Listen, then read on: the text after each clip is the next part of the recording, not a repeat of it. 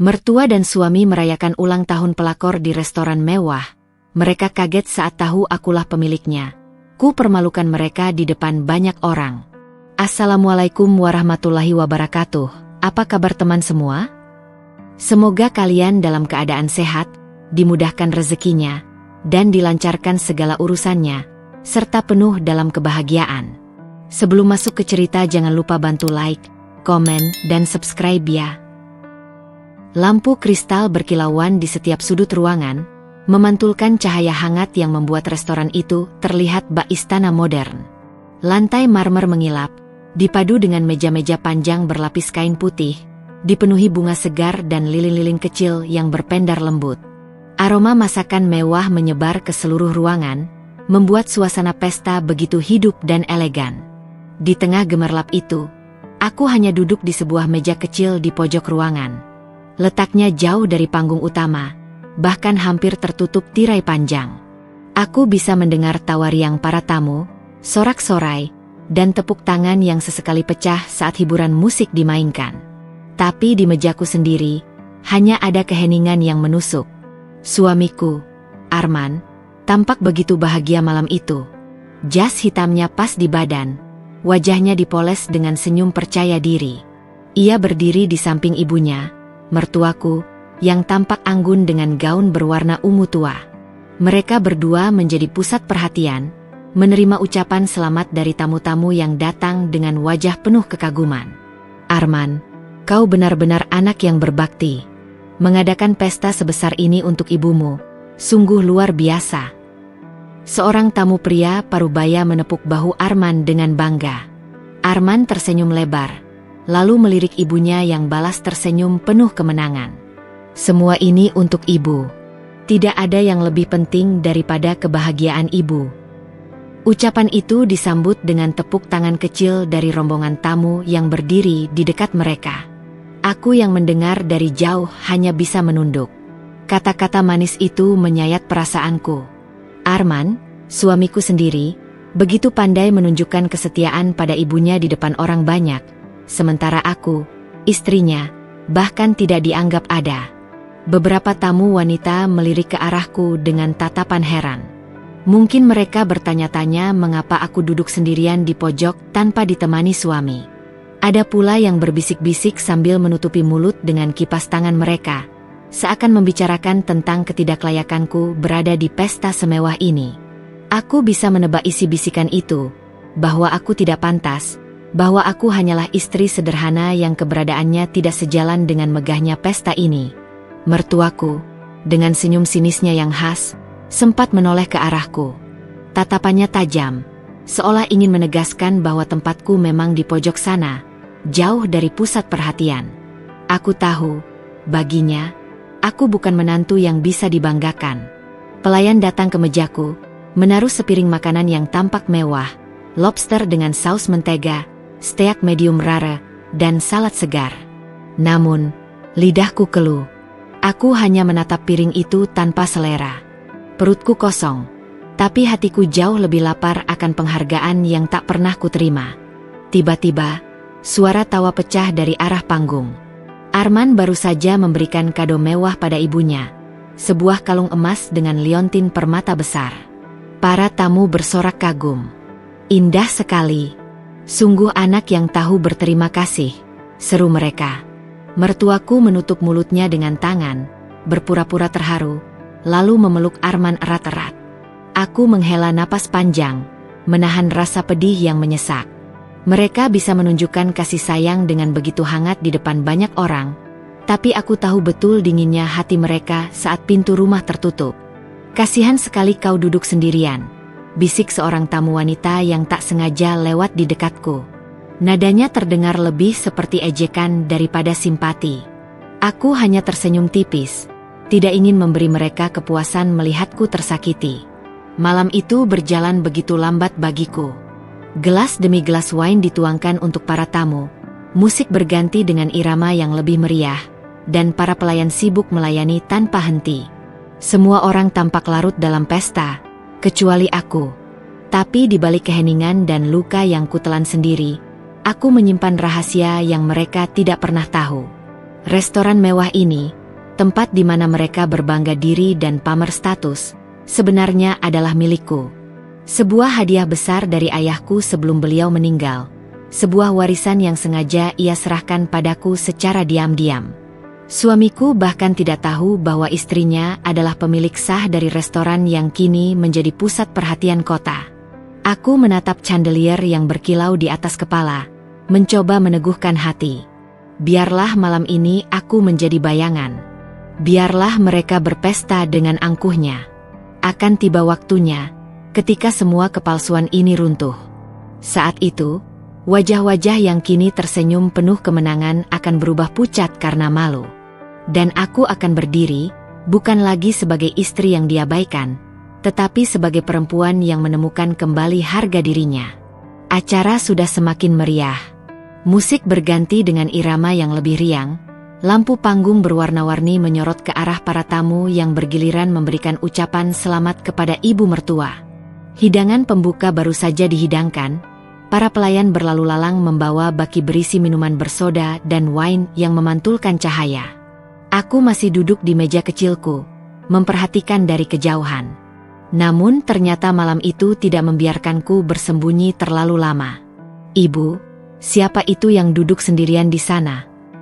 Salah seorang tamu wanita, dengan gaun hijau berkilauan dan kalung mutiara besar, melirik ke arahku. Pertanyaannya terdengar lantang, sengaja agar tamu lain ikut mendengar.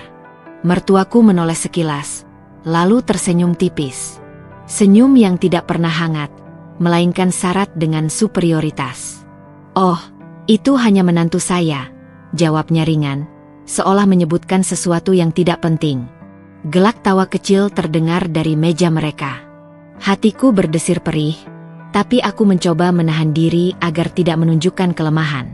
Tak cukup sampai di situ, ibu mertua melanjutkan. "Dia memang orangnya sederhana sekali. Lihatlah, bahkan ke pesta semewah ini, pakaiannya hanya begitu-begitu saja." Beberapa pasang mata segera meneliti penampilanku dari ujung rambut hingga ujung kaki. Gaunku memang sederhana, berwarna pastel polos, tanpa payet mencolok atau perhiasan mahal. Aku memilih pakaian itu karena menurutku pantas dan sopan, tidak pernah terpikir akan dibanding-bandingkan. Kalau dibandingkan dengan para tamu di sini, jelas sekali bedanya. Mertuaku menambahkan kalimat itu dengan nada enteng, lalu tertawa kecil. Yang membuatku hampir tak bisa menahan air mata adalah ketika suamiku, Arman, justru ikut terkekeh. "Iya, Bu. Saya sudah bilang, dia memang tidak terlalu pandai dalam urusan penampilan. Tapi biarlah, mungkin memang sifatnya begitu." Kata-kata itu terasa seperti pisau yang menusuk dadaku. Arman, orang yang seharusnya berdiri di sampingku, justru menertawakanku di depan banyak orang. Aku menunduk dalam, menggenggam erat ujung gaunku di bawah meja. Beberapa tamu wanita tersenyum simpul, ada yang sekadar mengangguk sambil berbisik ke telinga temannya. Mereka jelas menikmati tontonan kecil ini, seorang menantu yang diremehkan oleh mertuanya sendiri di depan umum. Aku mencoba menegakkan punggungku, meski dadaku terasa sesak. "Senyum, hanya senyum," bisikku dalam hati. Itulah satu-satunya tamengku malam itu. Jika aku bereaksi, mereka akan semakin puas.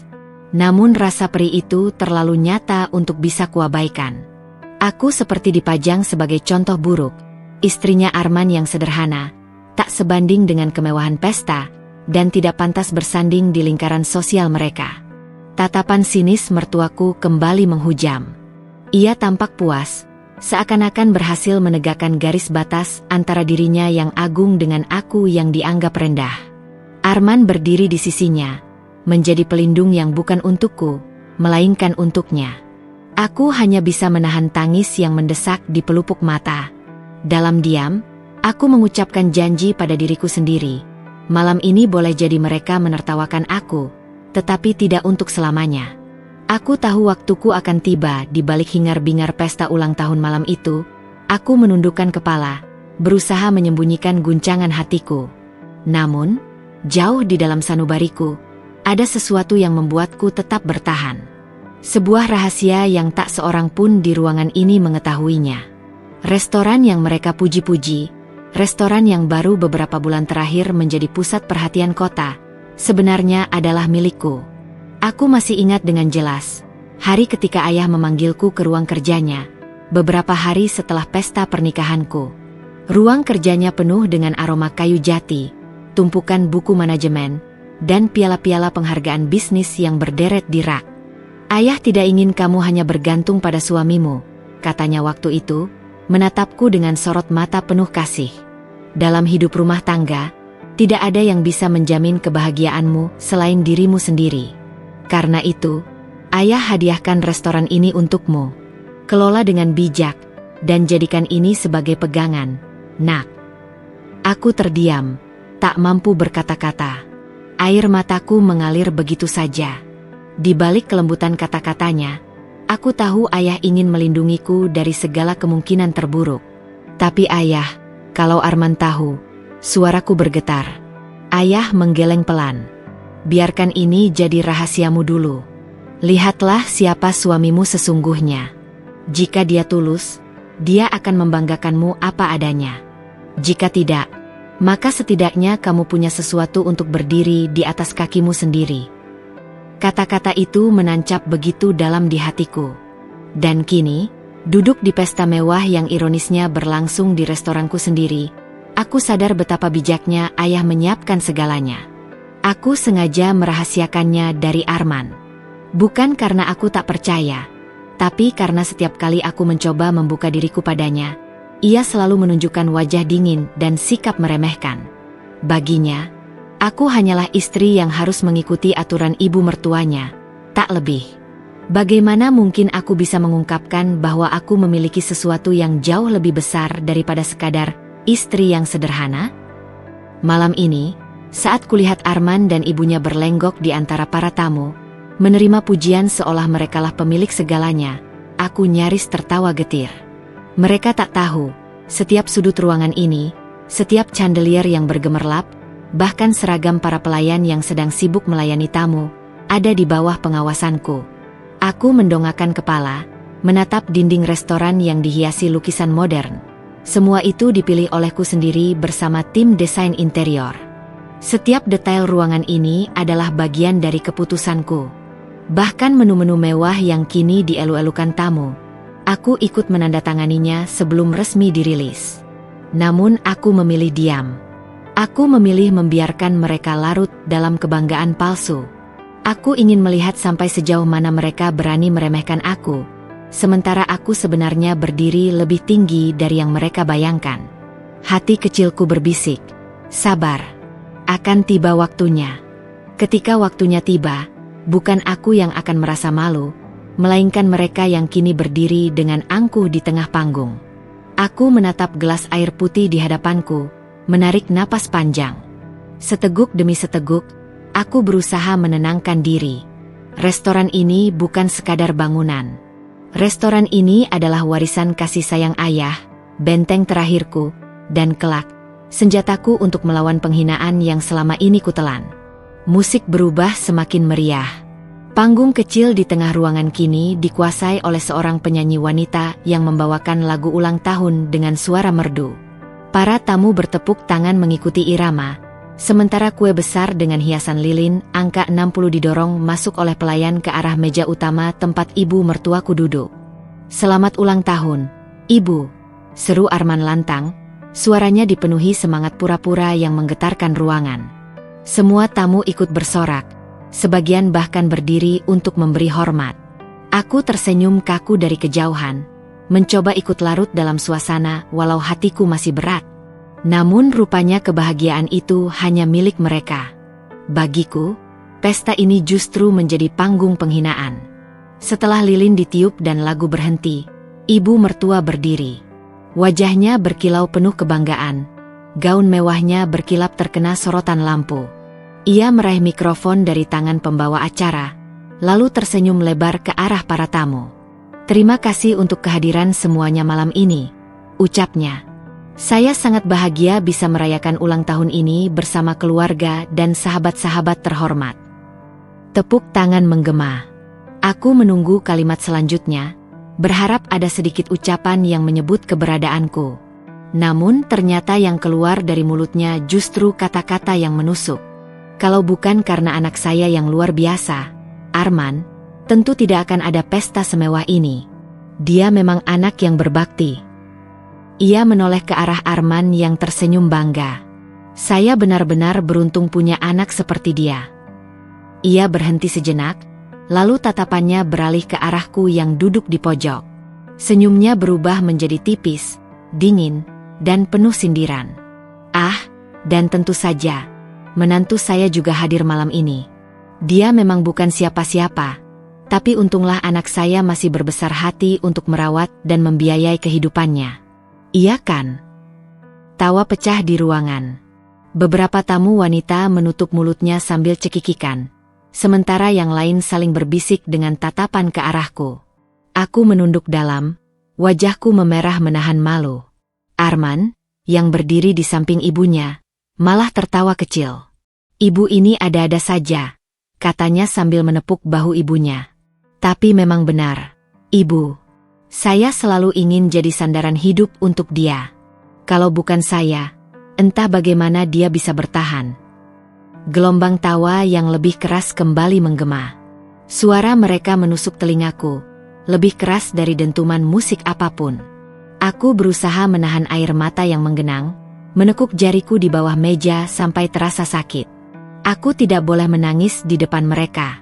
Tidak di malam ini. Salah seorang tamu pria menimpali dengan nada bercanda. Wah, Arman, kau memang suami idaman. Tidak hanya sukses, tapi juga dermawan. Betul sekali, sambung seorang wanita. Istrimu beruntung sekali bisa bersamamu. Kalau aku jadi dia, pasti akan berterima kasih setiap hari. Tawa lagi. Suara mereka terdengar seperti nyanyian ejekan yang menghina harga diriku. Aku mendongak perlahan, menatap panggung dengan pandangan kabur. Ibu mertua tersenyum puas, jelas menikmati sorak-sorai yang ia ciptakan. Arman berdiri gagah, seolah dialah pahlawan sejati. Dan aku hanya menjadi bahan olok-olok, bayangan yang dipermalukan di hadapan orang banyak. Namun dalam diam, hatiku berbisik lirih. Kalian boleh tertawa malam ini. Tapi suatu hari nanti, tawa itu akan berubah menjadi tangis penyesalan. Aku menegakkan punggungku, menelan semua hinaan dengan genggaman erat di pangkuanku. Air mataku akhirnya jatuh juga, tapi aku segera menyekanya cepat-cepat agar tak ada yang melihat. Malam itu, pesta ulang tahun yang penuh nyanyian dan kemewahan berubah menjadi panggung luka yang tak akan pernah kulupakan. Di tengah riuh rendah tawa para tamu, aku masih duduk dengan diam. Dari kejauhan, kulihat ibu mertua masih menikmati panggungnya, sementara Arman berdiri di sampingnya dengan wajah penuh kebanggaan. Mereka dikerumuni banyak orang, menerima pujian yang tiada henti. Namun di saat aku menahan air mata, tiba-tiba seorang pria berjas rapi menghampiriku. Ia menunduk sopan, suara musik yang keras membuatnya harus mendekat ke telingaku. Bu, semua sudah sesuai permintaan Anda, bisiknya pelan.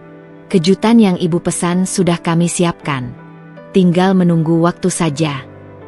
Aku menoleh, menatapnya. Wajahnya adalah wajah yang sangat kukenal. Pak Dimas, manajer restoran ini. Ia yang selama ini bekerja langsung di bawah pengawasanku, orang kepercayaanku sejak ayah menyerahkan restoran ini padaku. Aku tersenyum samar. Senyum yang berusaha kutahan agar tak terlihat oleh siapapun. Bagus. Pastikan semuanya berjalan sesuai rencana, bisikku kembali. Pak Dimas mengangguk cepat, lalu melangkah pergi tanpa menarik perhatian. Detik itu, hatiku berdebar lebih kencang.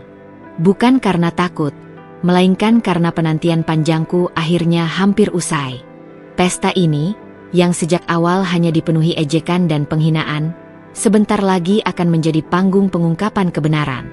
Aku mengangkat pandangan ke arah pintu restoran. Tepat pada saat itu, pintu besar dari kaca dibuka oleh dua pelayan. Seseorang melangkah masuk dengan aura berbeda dari tamu-tamu lain. Seorang pria parubaya, berpenampilan sederhana tapi berwibawa. Wajahnya asing bagi sebagian besar tamu, tapi tidak bagiku. Dialah tamu misterius yang kusuruh datang malam ini. Beberapa kepala mulai menoleh, heran melihat kedatangannya. Ia tidak mengenakan pakaian pesta mewah, hanya kemeja putih bersih dan jas abu-abu polos. Namun sorot matanya tenang, langkahnya mantap, seolah ia membawa sesuatu yang lebih berharga daripada perhiasan siapapun di ruangan itu. Ia berjalan langsung ke arahku, melewati kerumunan tamu yang seketika memberi jalan. Beberapa orang berbisik-bisik, bertanya-tanya siapa dia. "Selamat malam, Nyonya," sapanya begitu tiba di mejaku. Ia membungkuk hormat. "Semua sudah siap sesuai instruksi Anda. Apakah Anda ingin saya menyampaikannya sekarang?" Seketika, beberapa pasang mata langsung menoleh ke arah kami. Tatapan penasaran mulai menyeruak. Aku tahu, kebersamaan kami sudah menarik perhatian. Termasuk Arman dan ibu mertuanya yang mulai melirik ke arahku dengan alis berkerut. Aku tersenyum tipis, menegakkan tubuhku dengan tenang. "Nanti saja. Tunggu sampai waktunya tepat," jawabku pelan. Pria itu mengangguk, lalu berdiri di samping meja seolah menjadi pengawalku. Kehadirannya membuat beberapa tamu semakin bertanya-tanya. Suara bisikan mulai terdengar, makin lama makin jelas. Siapa dia?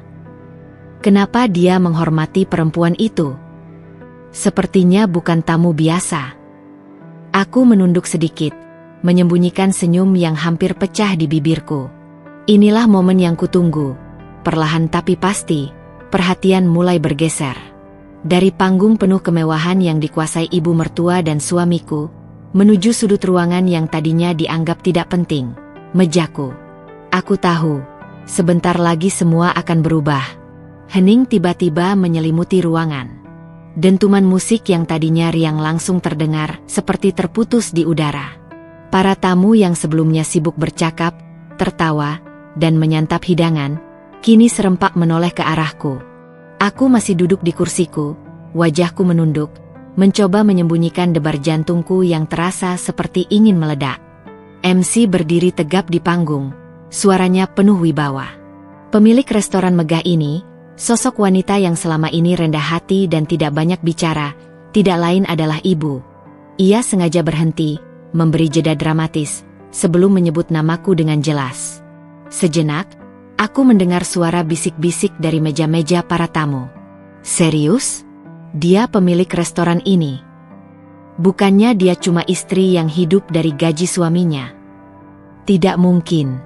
Dari gayanya yang sederhana saja kelihatan dia bukan siapa-siapa. Kepalaku perlahan terangkat. Aku menghela napas panjang, lalu berdiri.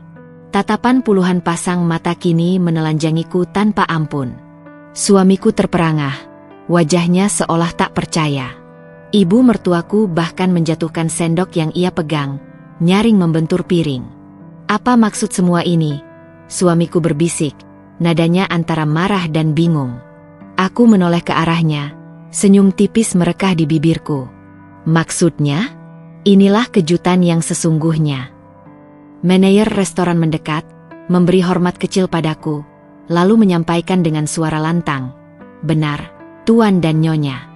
Restoran ini milik penuh Ibu. Sejak berdiri hingga berkembang sebesar ini, semua atas nama beliau. Kami semua adalah karyawan yang bekerja di bawah arahan beliau." Seketika suasana semakin riuh. Para tamu tak berhenti bergumam.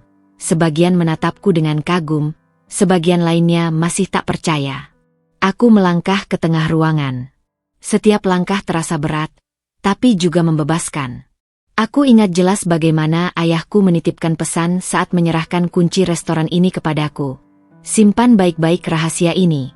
Kelak, saat waktunya tepat, gunakan untuk menjaga harga dirimu." Dan kini, waktunya benar-benar tiba. Aku memang tidak pernah bercerita pada siapapun, kataku lantang, suaraku bergetar tapi tegas. Restoran ini adalah hadiah pernikahanku dari ayah. Aku tidak pernah berniat pamer, karena menurutku keluarga lebih penting dari harta. Tapi malam ini, saat aku dihina seolah aku hanya numpang hidup, saat aku ditertawakan di depan banyak orang, aku rasa waktunya sudah tepat untuk kalian tahu siapa aku sebenarnya. Wajah suamiku semakin pucat. Ia tidak berani menatapku langsung. Ibu mertuaku menelan ludah, kaku seperti patung, tak mampu berkata apa-apa. Aku menoleh pada tamu-tamu yang hadir. Jadi, sebelum kalian menertawakan atau merendahkan seseorang karena penampilannya, ingatlah, kita tidak pernah tahu apa yang disimpan orang lain. Jangan ukur martabat seseorang hanya dari pakaian atau status yang kalian lihat. Keheningan kembali menyelimuti ruangan, kali ini lebih dalam. Tidak ada lagi yang tertawa. Dan untuk pertama kalinya malam itu, aku merasa diriku benar-benar berdiri di panggung.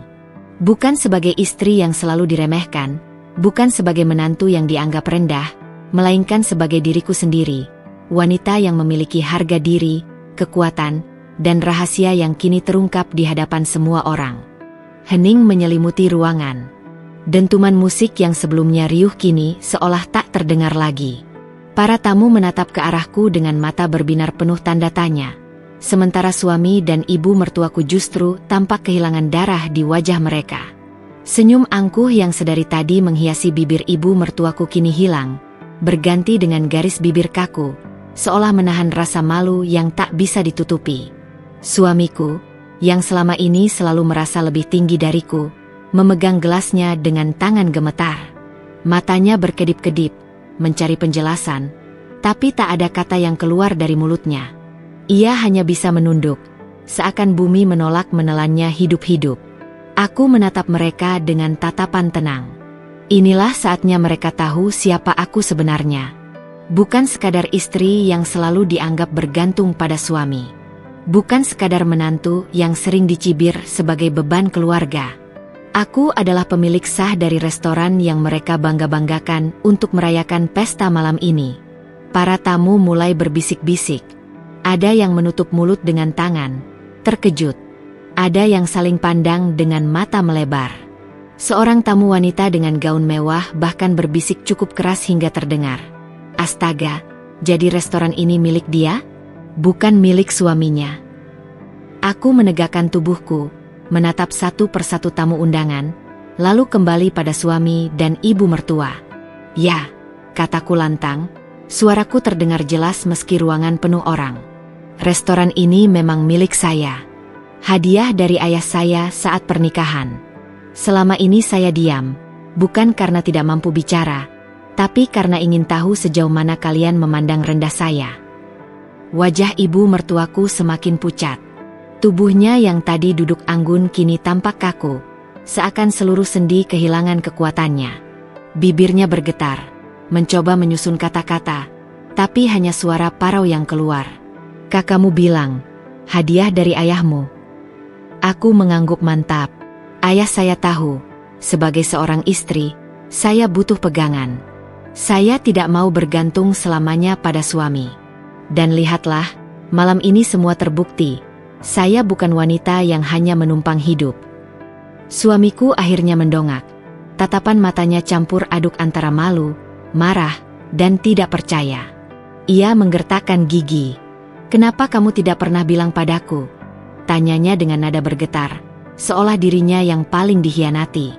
Aku tersenyum tipis, tapi tatapanku menusuk tajam. Kenapa? Karena saya tahu kalau saya bilang, kamu dan ibumu akan menganggap restoran ini sebagai bagian dari kebanggaan kalian. Kalian akan mengklaimnya, lalu menjadikannya alasan untuk merendahkan saya lagi. Lebih baik saya diam, sampai waktunya tiba. Dan lihatlah, malam ini waktu itu datang. Para tamu semakin riuh. Beberapa menggelengkan kepala, tak percaya dengan drama yang baru saja terbuka di depan mata mereka. Seorang pria parubaya yang duduk di meja dekat panggung berkomentar, pantas saja ia begitu tenang dari tadi, rupanya semua sudah diatur. Aku bisa merasakan panasnya wajah suamiku, meski kulitnya tampak pucat. Ia mencoba menyembunyikan tangannya yang masih bergetar di bawah meja, sementara ibu mertuaku hanya bisa menunduk, tak lagi berani menatapku. Untuk pertama kalinya, aku melihat mereka berada di posisi yang selama ini mereka tempatkan padaku. Terpojok, terhina, dan tidak berdaya. Aku menarik napas dalam-dalam, lalu berkata lirih namun cukup terdengar. Mungkin sekarang kalian mengerti. bahwa tidak semua orang lemah hanya karena memilih diam. Ada kalanya diam adalah bentuk kekuatan, menunggu saat yang tepat untuk bangkit. Di dalam hati, aku tahu ini baru permulaan. Mereka belum benar-benar merasakan apa artinya ditampar oleh kenyataan. Malam ini hanyalah pintu pembuka menuju babak baru dalam hidupku. Sebuah jalan yang akan membawaku lebih jauh, lebih tinggi, dan lebih bebas dari cengkeraman mereka. Aku menatap jam di dinding. Malam masih panjang, dan wajah pucat mereka akan terus menjadi kenangan manis bagiku. Sorot lampu kristal restoran berkilauan, memantulkan cahaya lembut ke seluruh ruangan. Musik klasik yang tadinya terdengar begitu meriah kini terasa hening di telingaku. Semua tamu terdiam, menunggu reaksiku setelah pengumuman mengejutkan itu. Namun aku tidak segera berbicara. Sebaliknya, pikiranku melayang jauh, kembali ke masa lalu yang penuh luka. Aku teringat malam-malam penuh air mata ketika ibu mertuaku menghinaku sebagai perempuan tak berguna yang hanya menyusahkan anaknya. Kata-kata itu menancap dalam, seolah menegaskan bahwa aku tidak pantas berdiri di sisinya. Sementara suamiku, ia hanya diam, seakan bisu dan tuli, membiarkan aku terluka sendirian. Ada juga saat-saat di mana aku harus menyembunyikan luka batin di balik senyum palsu. Aku menahan lapar demi membantu suami saat usahanya jatuh. Aku rela menjual perhiasan warisan almarhum ayah hanya agar dapur tetap mengepul. Namun, semua pengorbanan itu dibalas dengan dinginnya sikap dan cibiran mertua. Baginya, aku tidak lebih dari beban. Aku teringat satu peristiwa yang paling menohok. Saat ulang tahun pernikahan kami yang ketiga, aku menyiapkan kejutan sederhana. Hanya nasi goreng buatan tanganku dan kue kecil hasil tabungan. Tapi malam itu hancur karena ibu mertua menertawakan usahaku di depan suamiku. Beginikah istri pilihanmu? Bahkan merayakan ulang tahun saja tak pantas. Malu aku punya menantu seperti ini. Suamiku tertawa kecil, bukannya membela, justru menambahkan garam di atas lukaku. Aku memejamkan mata, membiarkan semua potongan memori itu berputar. Malam ini, semua terbalas tanpa aku harus melakukan apa-apa. Kehidupan telah menyiapkan panggung ini untukku. Aku tidak lagi korban, melainkan pemilik permainan.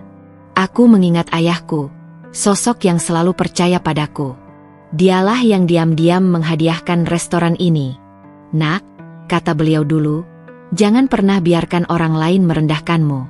Kalau kau punya kemampuan, buktikan dengan karyamu. Jangan dengan kata-kata.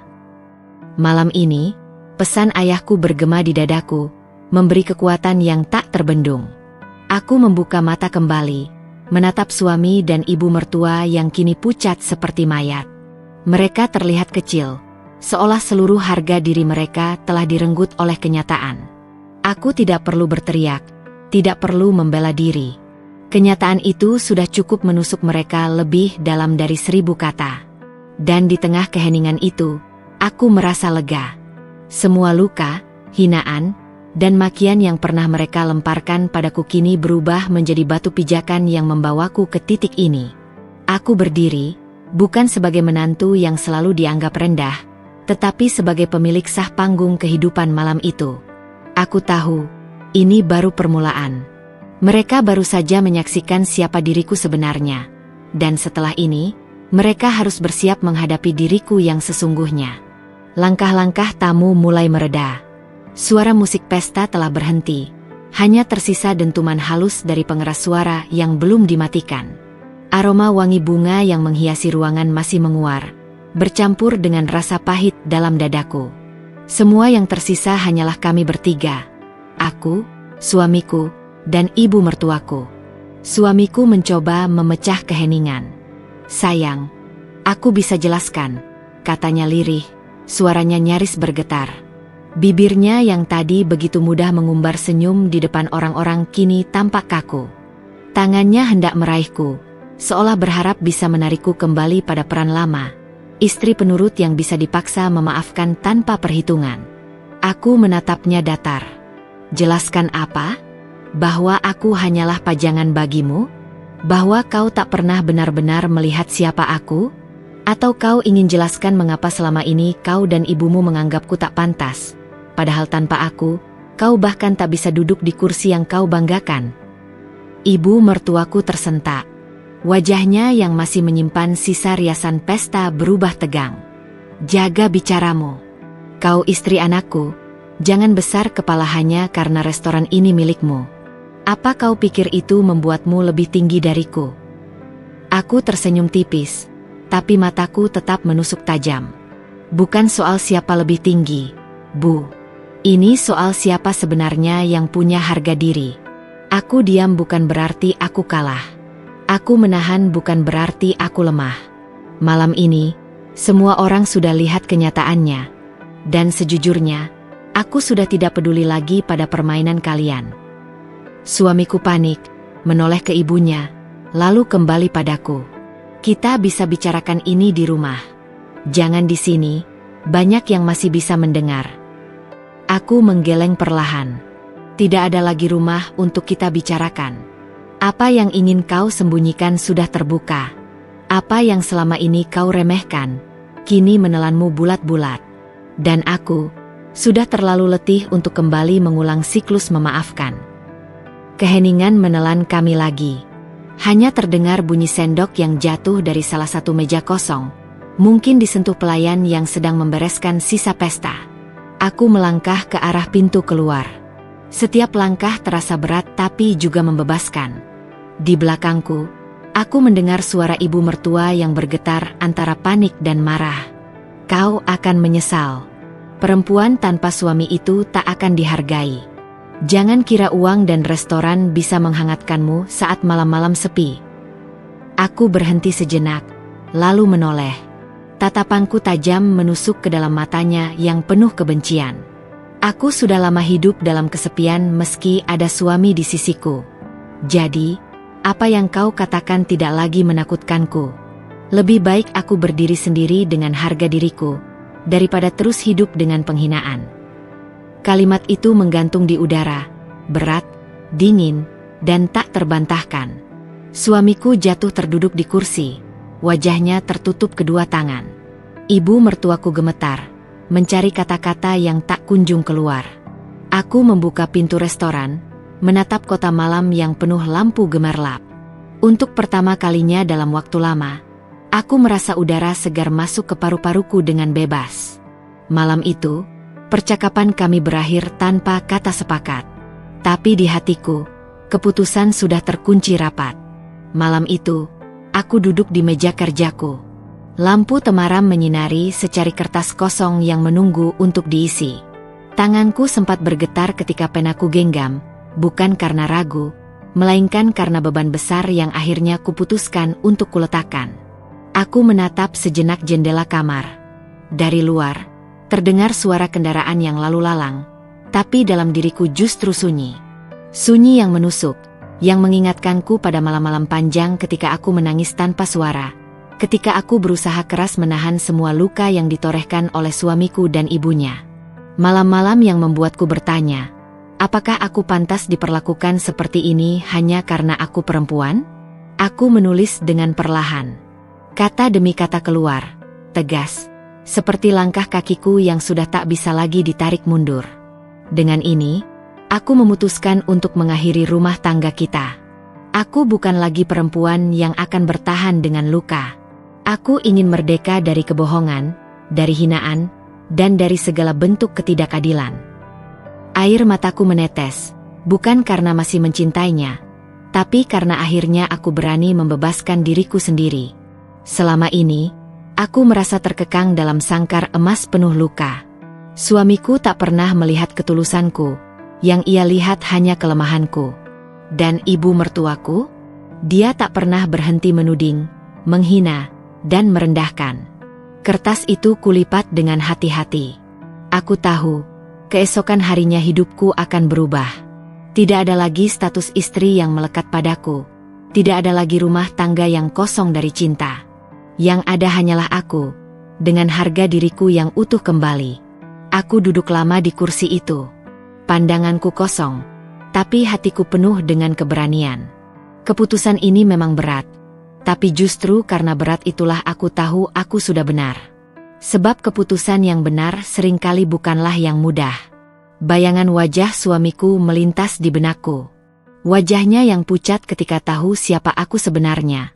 Wajah yang selama ini hanya menampakkan superioritas palsu di hadapanku. Aku tersenyum miris. Bukan aku yang kehilangan dia, melainkan dia yang kehilangan diriku. Wanita yang dulu pernah ia abaikan, kini berdiri di atas kakinya sendiri, bahkan lebih tinggi dari yang ia kira. Aku menutup mata, menarik napas panjang. Besok pagi, aku akan menyerahkan surat ini. Besok pagi, aku bukan lagi istrinya. Besok pagi, aku bebas. Malam itu aku berdoa. Bukan memohon agar dia kembali, melainkan agar hatiku tetap kuat, agar langkahku tak goyah, agar jalan baru yang kupilih membawa ketenangan. Ketika akhirnya aku merebahkan tubuhku di ranjang, aku tahu aku sudah membuat keputusan terpenting dalam hidupku. Aku tak lagi terikat oleh rantai yang mengikatku selama ini. Aku siap menyambut hari baru, tanpa dia, tanpa mertua yang merendahkan, tanpa beban masa lalu.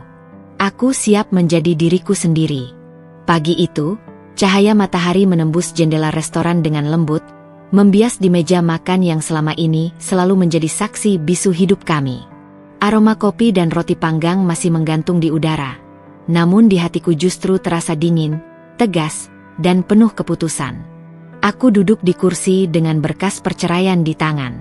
Pena yang siap menandatangani masih tergenggam erat, seolah menyalurkan seluruh tekad dan kemarahan yang selama ini terpendam. Suamiku duduk di seberangku, wajahnya pucat, bibirnya gemetar. Ia tahu, ini bukan percakapan biasa.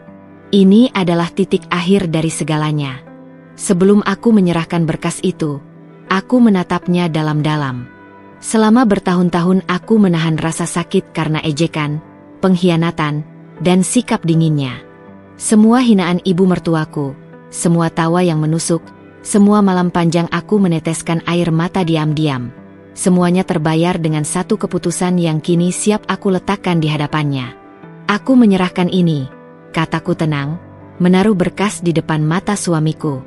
Ini adalah tanda bahwa aku tidak akan lagi hidup dalam kebohongan, dalam hinaan, atau dalam rumah tangga yang hanya menyakitiku.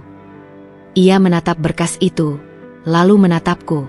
Kata-kata seolah macet di tenggorokannya. Ia membuka mulut, namun suaranya tak terdengar jelas. Tapi, kita masih bisa bicara. Aku bisa memperbaiki semuanya. Aku menggeleng perlahan, menahan emosi yang hampir pecah menjadi air mata. Tidak, Arman. Ini bukan soal memperbaiki. Ini tentang harga diriku yang hilang bertahun-tahun. Aku sudah terlalu lama mengalah, terlalu lama menahan diri, terlalu lama membiarkan diriku dihina. Dan malam ini, aku tidak akan mengulang itu lagi. Ibu mertuaku tiba-tiba berdiri, wajahnya merah padam. Tangan-tangannya gemetar saat ia menunjukku. Kau tidak bisa. Kau tidak boleh mempermalukan keluarga kami di depan publik. Ini aib. Jangan kau lakukan ini, nak. Aku menatapnya dengan dingin. Mata kami bertatapan tanpa kata. Aib? Yang mempermalukan aku selama ini bukan aku, Bu. Yang mempermalukan aku adalah kalian yang terus merendahkan dan menertawakan aku. Aku hanya mengambil kembali hakku. Dan hak itu adalah hidupku sendiri, dengan harga diriku utuh. Suamiku mencoba berdiri, mencoba meraih tanganku, namun aku menahan diri. Aku tidak ingin ada sentuhan yang bisa menimbulkan kompromi. Aku ingin keputusan ini murni, bulat, dan tak bisa diganggu. Ini adalah pertemuan terakhir kita, aku menambahkan, suara tegas namun tak meninggi. Aku tidak membenci, tapi aku tidak bisa bertahan di sini lebih lama lagi. Semua yang kalian anggap hina terhadapku, itu sudah berlalu. Sekarang, aku melangkah ke depan, tanpa kalian. Ibu mertuaku menunduk, air matanya mulai jatuh, namun masih disertai amarah. Ia seperti terseret oleh gelombang kenyataan yang tak pernah ia bayangkan akan terjadi. Suamiku menatapku lagi, kali ini dengan campuran penyesalan dan ketidakberdayaan. Ia tidak tahu harus berkata apa, tidak tahu harus bertindak bagaimana. Aku berdiri, mengambil berkas itu, dan perlahan meninggalkan meja. Setiap langkahku terasa berat, tapi juga membebaskan.